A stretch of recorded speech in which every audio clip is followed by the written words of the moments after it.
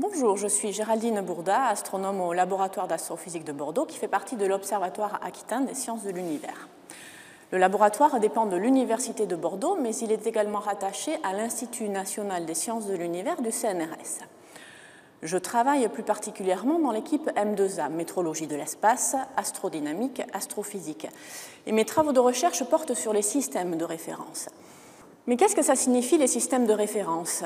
Eh bien, en toute logique, pour se repérer, que ce soit dans le temps ou bien dans l'espace, il faut décider d'un ensemble de références par rapport auxquelles on se repérera.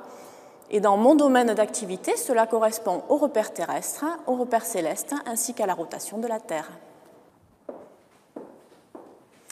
Le repère de référence terrestre, tout d'abord, est matérialisé par un ensemble de positions de stations sur la Terre. Il permet ainsi de se repérer à la surface terrestre et il a un rôle primordial, par exemple, dans la technique GPS de positionnement global par satellite, utilisée de nos jours très régulièrement par tout un chacun. Pour le ciel aussi, nous déterminons un repère de référence, matérialisé, lui, par un ensemble de positions de quasars dans l'espace. Les quasars sont des objets extragalactiques très lointains, quasi ponctuels et considérés comme fixes dans l'univers. Par exemple, les sondes spatiales que nous envoyons à travers le système solaire peuvent naviguer grâce à ce repère céleste. Et enfin, nous mesurons et modélisons au plus près de la réalité la rotation de la Terre. Étant donné que l'atmosphère et les océans perturbent cette rotation, de tels travaux peuvent par exemple permettre d'améliorer les modèles géophysiques de ces couches de type fluide. Pour ma part, je suis spécialiste de la technique VLBI d'interférométrie à très longue base. C'est actuellement la technique la plus complète et la plus performante pour déterminer tous ces systèmes de référence. Mais en quoi consiste cette technique d'interférométrie à très longue base? Eh bien, il s'agit de combiner les signaux radio émis par un objet distant, ici un quasar, et reçus par un réseau de radiotélescopes distribués sur toute la surface terrestre. Et on simule ainsi un radiotélescope géant.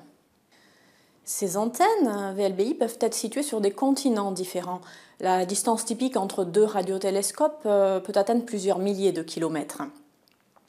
Ceci nous permet d'avoir une très grande résolution angulaire, c'est-à-dire de voir des détails très fins. Par exemple, on pourrait voir une pièce de 2 € située à Québec et vue depuis Bordeaux, en d'autres termes à 5000 km de distance. En quoi cela est utile? Eh bien, cela peut permettre de mieux comprendre la physique de ces objets.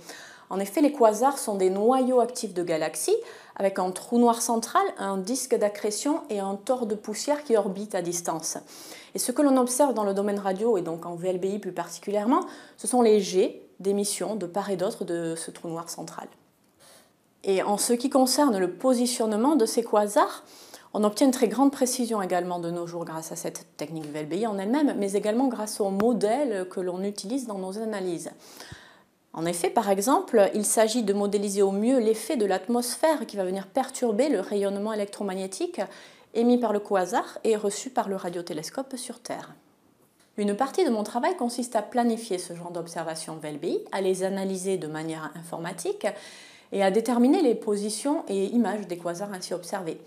Dans mon domaine d'activité, les quasars les plus ponctuels possibles seront nécessaires, alors que ceux avec des structures plus étendues seront d'un grand intérêt dans des domaines plus astrophysiques.